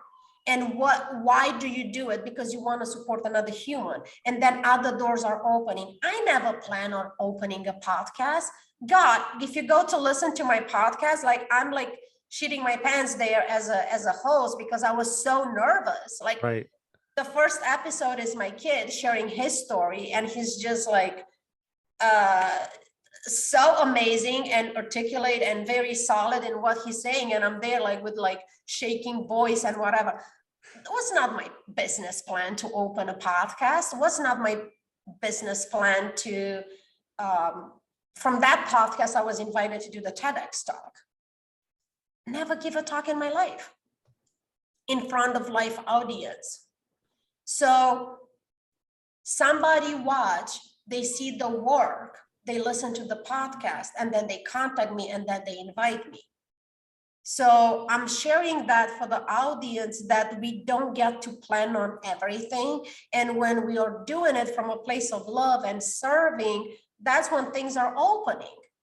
And all we have to do is like, yes, with the fear in the pocket. With the fear in the pocket. One of the things that I say is that if you step forward and encourage to do that which you are meant to do, this is part of the path to finding your resonance. That the more that you find your personal resonance, the way that you vibrate, call it, with the strings of the universe, the more that you do, a very significant change happens. And that change reflects in a couple of ways, but relevant to this is that things start flowing to you instead of you having to fight through them. And I hear you describing that change, and you've described that pattern a couple of times, where when you stopped fighting through it, when you figured out, oh, this is what I'm meant to do, that things started coming to you that you needed. Opportunities started coming to you that wouldn't have been what you imagined or what you would have planned, but they started flowing towards you, and you were able to stop having to try and fight through it. Would you agree with that? 100%. 100%. And it's exactly how I build my business. We are where we are. And if for whatever reason we have an idea We have an idea, a desire, a dream, whatever you call it. It doesn't matter. A goal, whatever the hell you call it. It doesn't matter. As long as you have it, for me at this point, it's like, that's an invitation. I need to go into that direction. So makes no sense to sit here and to try to figure out how the hell I'm gonna get what I'm desiring, because what I'm desiring is not here. What I'm desiring is there. So in order to figure out how to get it, I need to go there with the fear in the pocket. I think this is going to be the tagline on this episode. I think go there with the fear in your pocket is that's such a powerful. I think it's like just, quit worrying, go there with the fear in your pocket is such an important message for all of us to hear. And it's come up now, I think 5 or 6 times in our conversation, which says how important of a thread it's been throughout your life, but it is for all of us, is that we want to wait for the fear to lessen. We want to wait for it to go away. We want all of these things, which are really us staying in our comfort zone. That's like staying in your bed in the morning. You stay in your bed in the morning, you're not going to get better. You're not going to go forward. You're not going to do anything. And I'm a fan of sleep. I like my bed, but I don't grow there. Like, that's not where I'm going to improve or get better. And if we wait until the fear goes away to do anything, then 2 things are true. We're never going to do anything meaningful. And it's a lot like parenting. We're really just never, if you wait to be a parent until you can afford it, you're never going to be a parent. So that's such a powerful thing. And I love that you push toward that. Now, you started speaking and then you did some bigger speaking as well. And you've stepped out on some really significant stages, which is amazing to me. And it's one of the things I'm passionate about. As your business grew, because you're going now a path that you didn't even know you were going to walk on, because of someone that you love and because of being in this attitude of service, and your dreams, literally the image, the dream, the thing that you pictured begins to come true. How has that felt for you? What has that meant to you to speak on large stages, to travel the world, to have that actually come true? Well, believe it or not, what's come through is like just that validation. It's a validation. I'm like, I know, and I'm not ashamed to recognize, even at this point in my journey, I seek validation all of my life, and now being here and looking at like, what is it that I created? And it makes no sense. Listen, it makes no sense. Everything that happened just for the past 2 years makes no fucking sense. But it's a validation that everything is possible. Like, I truly believe that, like, everything is possible. Lately, most of the people that I talk with, my clients included, they're like, oh, you scare me a little. So it's kind of the reputation that I built. And, people would be like, oh, you should not say that on a podcast. But well, I think it's great to say and to put out there. What do you think they mean by that when they say you scare them a little? And I might agree too. I think we talked for a while and I'm like, yeah, that's fair. And I mean it with the utmost of respect. But what do you think people mean when they say you scare them a little? I take it as a compliment, really. And I think they meant it as a compliment because they know that when they come in a conversation with me, there is no hiding. I'm not at this point, like, I've been silent all my life. And at this point, there is no holding back.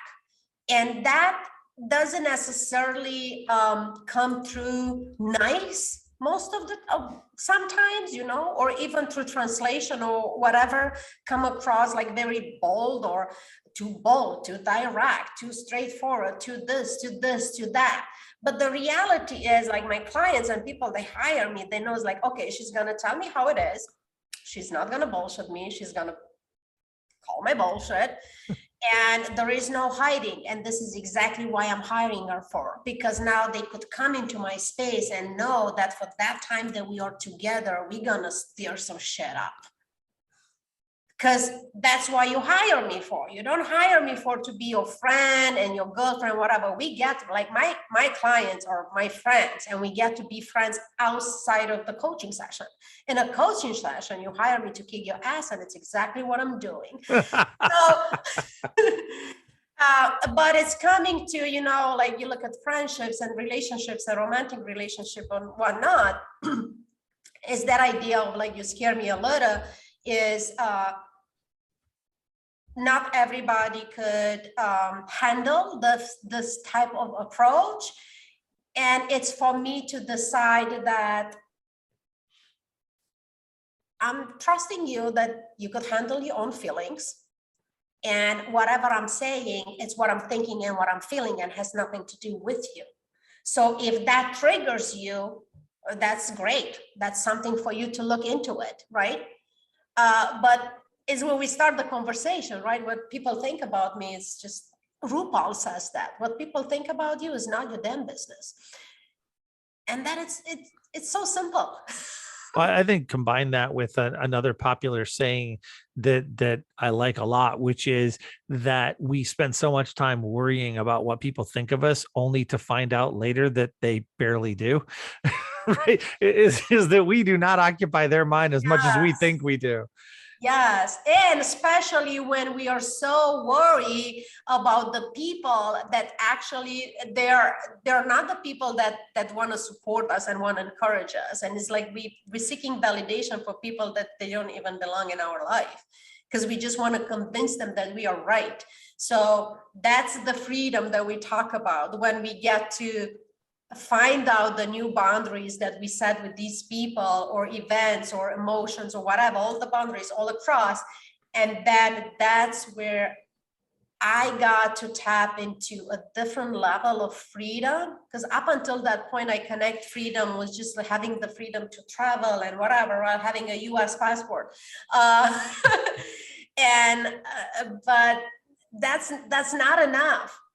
Right. The real freedom is to take a stand for myself, to say what I think, I feel. There's a phrase that you used when we met initially that has stuck deeply enough with me that I've shared it with several others. And you just say repeatedly, and I'm actually amazed it hasn't come up so far, is that I'm not available for that. Yes. And I don't know that anything you've said is stuck. It's a lot of what you said has stuck with me, but I don't know that any of it stuck with me quite that strongly, which is you're just like, look, what other people think, I'm not available for that. I'm whatever it is. I think we could all of us, everybody who's listening, the two of us, we can continue to do with more of not being available for things. Yeah. And not being available for this and that, or for the person or for the other thing. It's my way of setting an introduction to setting a boundary, right? Right. Well, I think it's a very simple, clear way to set a boundary without being a jerk about it, which is nice, but it's firm and it's clear. I love those things about it. As you've went through all the stuff that you have, what would you say is maybe the biggest lesson that you've learned along the way? Oh God, that's a very difficult question. The biggest lesson.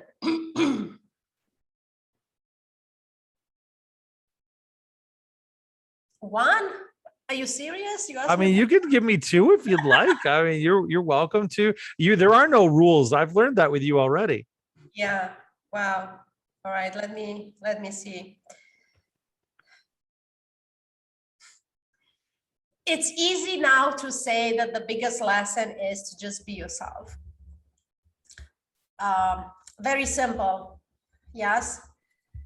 Simple, but not easy. So I think that's the biggest lesson that I learned so far. And I have no freaking clue where I'm going from here. But up until this point, I think that's the biggest lesson. Just be myself. And It's pretty good lesson. I think of one of our former guests, Yo Elam, who I think I love that her first name is Yo, because her brand is Be Yourself, and she's all about that for sure. But what what is something that you wish you'd known when you started? I think that's a different question that pushes us back. What is something that you wish you'd known 10, 20 years ago?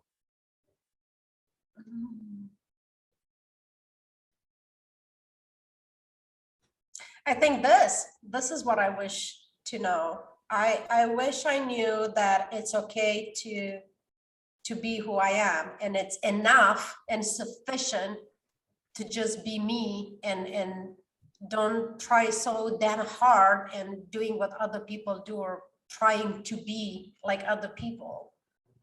There is that saying, I don't know who said that, but it's like, don't try to be somebody else, that person is already taken. And I hear it a few years ago, and and triggered the shit out of me when I hear it for the first time, right? Me too. Because I remember where I doing was. that. Yeah. Yeah. I remember where I was when I heard that the first time. And I'm like, damn, that hurt. But yeah, I wish I knew that what I know now, and when I support my clients with, like, everything that you need in order to go where you are going, you already have. Because we can't play the game of like, I'm enough, but I wish this, and I'm enough, but I'm like, are you enough, or are you everything that is coming off the butt? Like, let's see, where are we taking action from, before the butt or after the butt?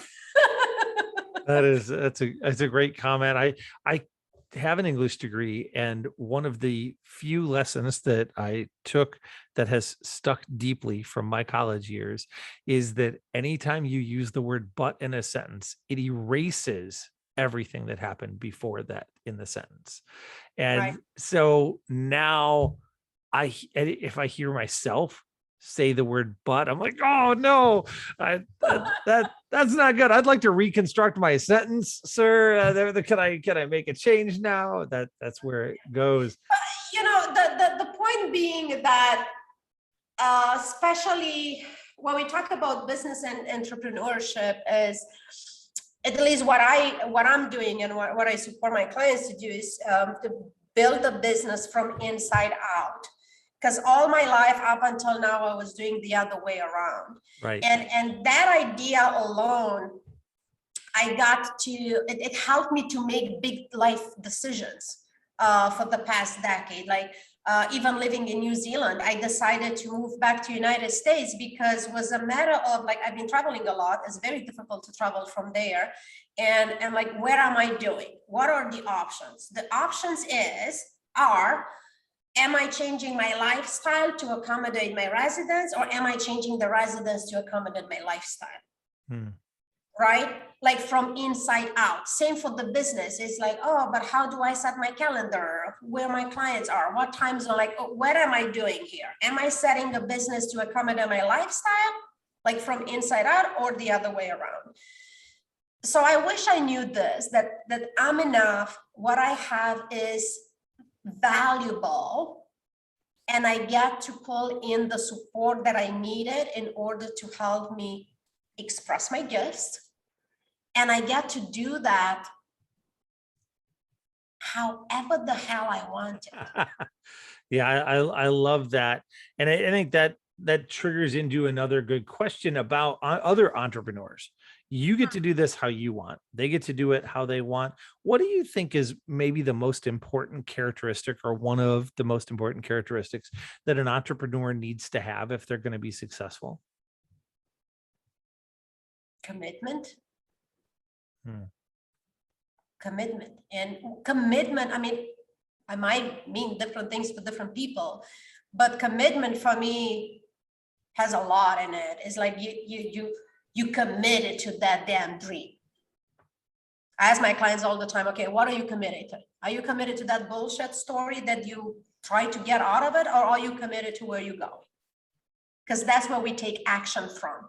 And then in committed, it's action and discipline and continue learning. Like when we commit to where we're going, it's like making a contract with ourselves that we're gonna do everything that's required.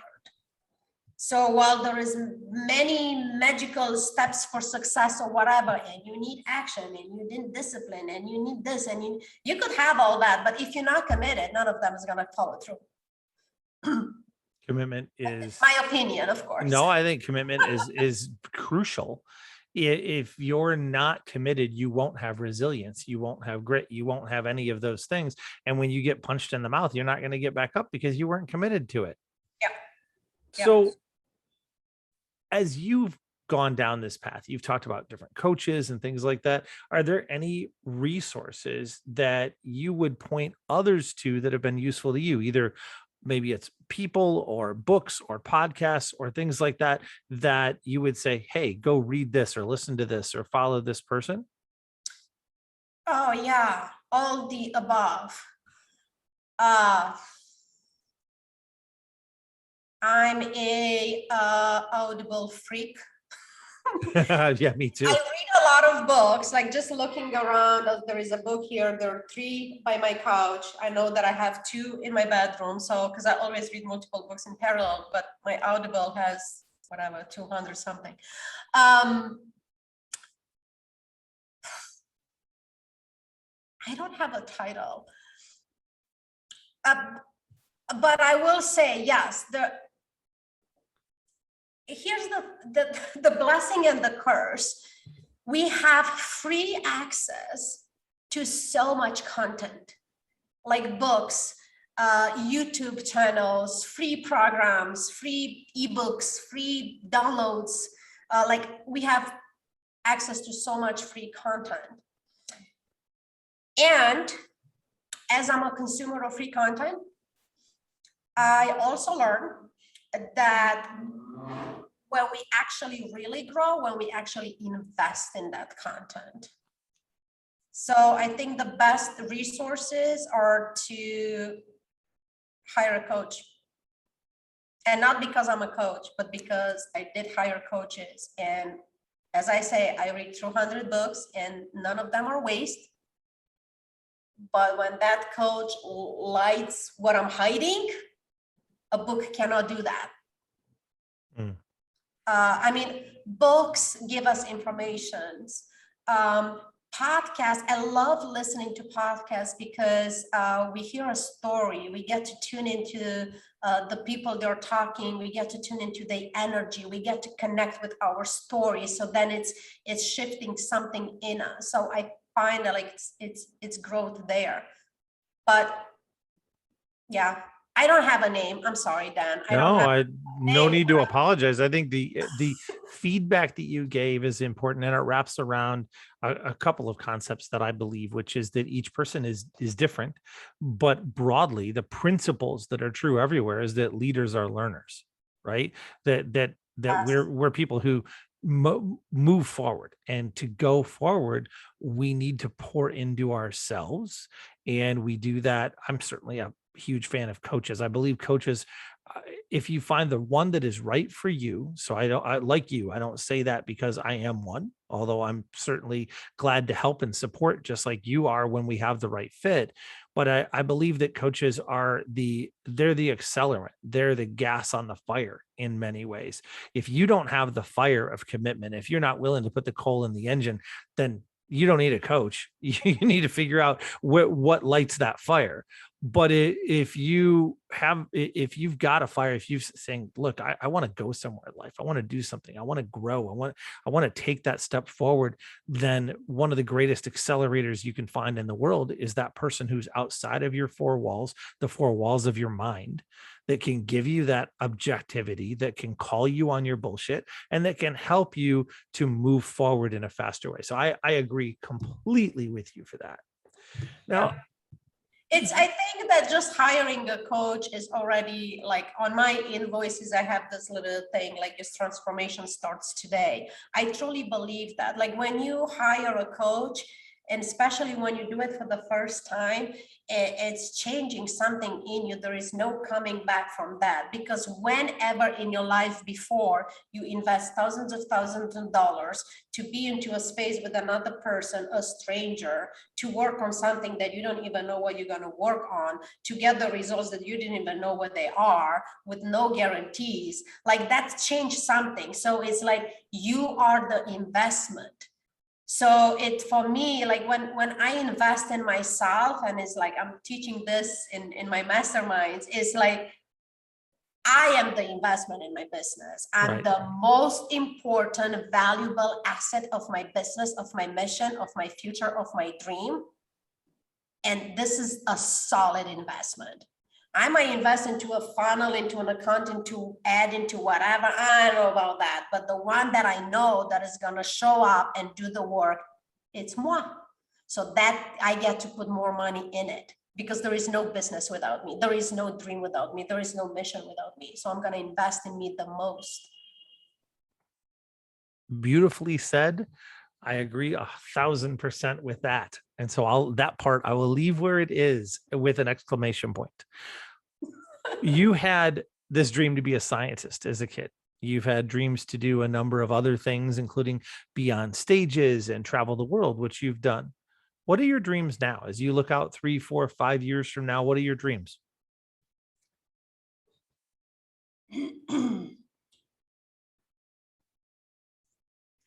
Is the same, really, of traveling and impacting people. If anything, the dream expanded, because we live in this modern world where we have so many tools that didn't exist before, decades ago. So as you know, I'm building put a lot of time and effort in building my online academy. And the intention with that is really to reach the masses. I do believe that all of us get to have support. And I also know that as leaders or creators, we have the duty to create different spaces for different people, for different level of investment, because everybody get to be supported. So that's what I'm doing in my academy. And that is the dream. In everything comes together, regardless if it's the book, is my story, or the academy, or the coaching, or mastermind, or whatever it is that I'm doing. And I'm doing a lot of shit, and God knows what else I'm going to be doing. But they're all going in the same direction, really supporting people to raise their voice, and to do it for impact. So they get to show up authentically and unapologetically, and just inspire others to do the same, really. When you hear the phrase that is the title of this podcast, dreams are real, what is that? What does that phrase mean to you? First of all, true, 100%.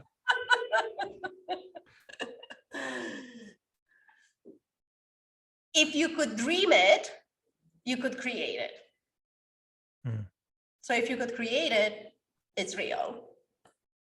Like I said that earlier, I think I said out loud, it was not just in my mind, that at this point,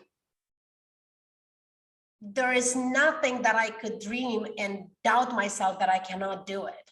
Like, I'm so sure about it. I'm like, oh shit, like this idea, like how in the effing world I'm gonna do that? I don't know, but I'm gonna go for it. And it's exciting. And because I'm walking that talk, I get to hold the same space for my clients. Like, what's your dream? And I love this title. I like to talk about dreams. I don't talk about goals anymore. It's too, I don't know. It was in a different space, in a different career. I like to talk about dreams, like taste it and feel it and tell me about it. And so I could hold it for you. So I could connect you with it every time, because you're going to forget about it, and you're going to have this challenge, and you're going to have that challenge, and then this bullshit happened, and this thing happened. But it's like, what do you want? And why do you want it? When I think I'm off topic here for a minute. I think you're all right. gonna bring us back.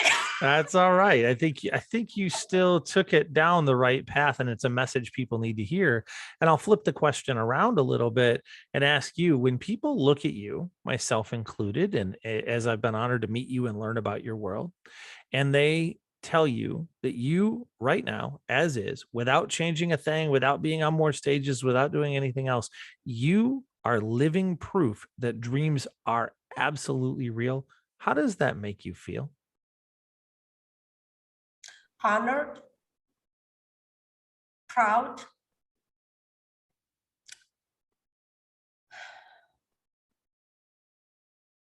I really felt that after I published my book,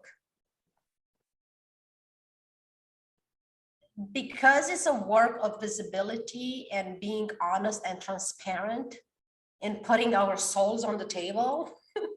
When I published my book with everything that happened and whatever we talk here is just the surface of things, I go deeper into the book, into the experiences of things that I didn't want anybody ever to know about me. But when the day the book was published, I was like, God damn it. I am the damn thing. I finally find my voice. I am raising my voice. I am 100% visible. Like, look, I'm dating, and I tell people, like, there is a book with all my story. We're not going to spend the whole dinner over my past. Go read it and then figure out if you call me. Oh, you are absolutely it.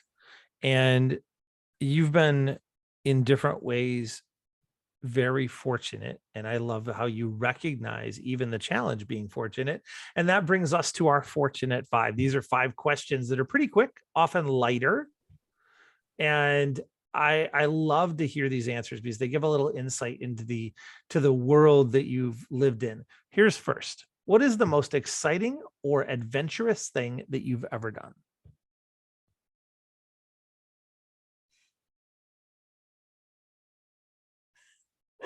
You're killing me. You ask for one thing, and I have so many. All right, I'm going to choose one that we already touched on. Having my first public speaking in front of live audience on TEDx stage. That absolutely changed me 360.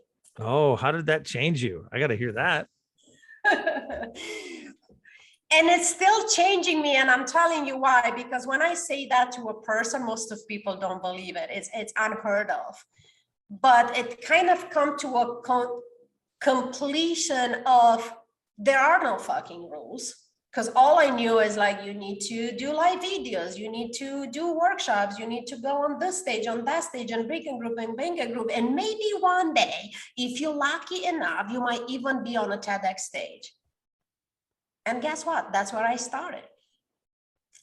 So I just, at some conscious level, I created the evidence that all that path that they taught me and convinced me that that's how things are working and that's how they're going and that's how it's supposed to happen, none of that is true. And it's really helping me to support others, to say like, okay, let's forget about everything that we ever learned and figure out what is it that you want? What's your dream? I love it. What is something that you wish you were good at, but you aren't yet?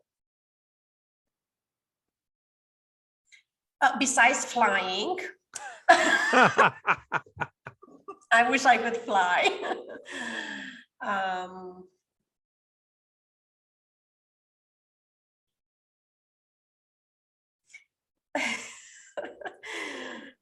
Here's how I'm gonna answer. I could see how I will give some fancy answer a while ago, but today my answer is like, you know what, Dan? I really love where I'm at. Like the things that I'm learning that I learn how to appreciate where I'm at in my process. I think because now I recognize how I waste so much time and energy. Wishing you were somewhere else. Wishing to be better. Yep. And then missing that what I'm doing right now. So there is nothing I wish I would have. It's like I'm enjoying where I'm at, and also it's not just about me. By being here and whatever this, I fuck it up or I fell or whatever, excuse me, it's just like this one, like it's just farming life. It allows me to connect with another person that gets into the same point. Yeah.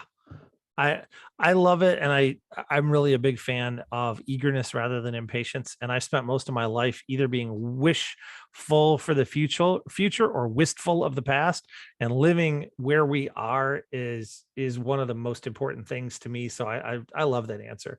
What is the best meal or food experience that you've ever had? What? Yeah, we're taking a walk through the wild side here. Whoa, we get to food now. Okay, all right, food. Been fortunate enough to travel quite a bit.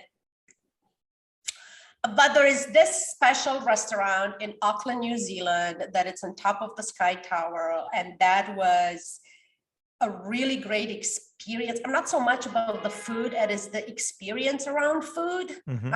Yeah, don't judge me. But the way is, it's a very fancy restaurant, and they serve those tiny little foods, and they're so delicious. And it was the first time when I experienced like getting full and satisfied with just little bites of food, like whatever the hell they put into this. I will never forget. One meal was rainbow carrots. So it was like tiny, small, skinny carrots, yellow, purple, red, and they're so delicious. Like I didn't even know what the hell I'm eating. So yeah. I love it. That's a beautiful, beautiful description. And I will, when I go to New Zealand, I'll have to reach back out to you and say, where was that again? I will tell you the name. I'm not telling you here because I'm not advertising for anyone. Fair enough. Where is your dream travel destination? You've been a lot of places. Where's somewhere you'd love to go? Oh yeah, I want to go everywhere. Let's start with that. Yeah, me too. For many years, I found Egypt being a destination that I cannot go, and then I did. And well, besides the fact that it was such a personal, spiritual experience that I have going into the Grand Pyramid, but really, I don't know, it's kind of remaining a very intrigued space. I need to go back there now when I went through all this growth and whatnot. The deepest appreciation that I ever had for culture and for mind-bending constructions that nobody can explain. How was that possible, 500 years ago or whatever that would happen? I don't even know. So yeah, that was the one destination that for many years it felt like something I could only see it on TV, but I will never get to see the pyramids. And now even that I did, it still feels like, oh, I wish I could go to Feels Egypt. Incomplete, like you need to go back. It still feels like, I wish I could go to Egypt. I'm like, wait a minute, woman, you already been to Egypt. Okay, I wish I go again. And apparently you can, so you'll make that happen. Last one of these 5. What do you hope or believe will be the most exciting invention of the next 30 years? Besides flying. You're all about the flying. I've got that. And when you build it earlier, you gave that as an answer to a skill. I got to tell you, when you figure that one out, I want to know, because I'm in to get that. Well, teleportation. Nice. I would like to see that. Or at least give me another way of traveling faster, so I won't be in a plane for 18 freaking hours. Yeah, same. I traveled to Asia and the Philippines, and it's 18 or 20 hours. It's a 24-hour trip overall, and I was like, shortening that would be great. So let's put it into speed. Speed. All right. I'm in. And I think those are lovely answers, and it gives us a fun little bit of insight. As we begin to wrap up, is there a certain thought or message that you'd like to leave with our audience?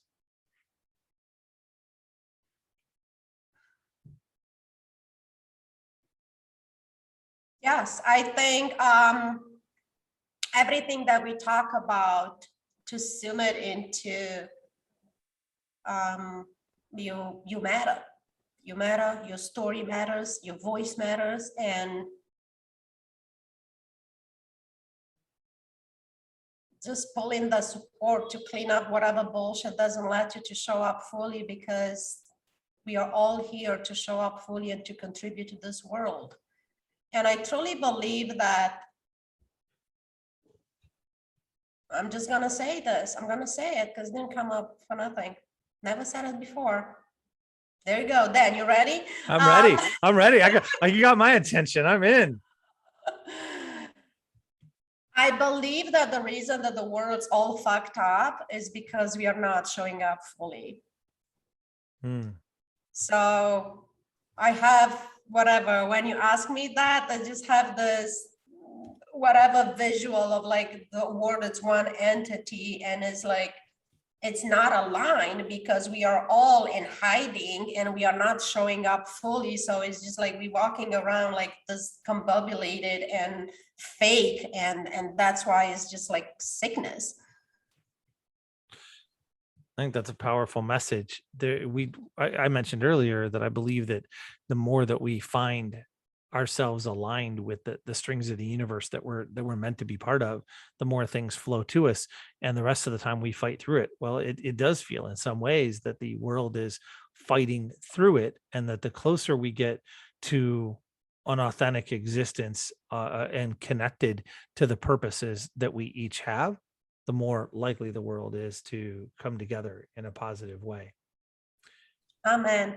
Taking the responsibility that we all contribute, and how we show up, it's how our contribution is received into the world. So we are all like, we all have our contribution to whatever's happening.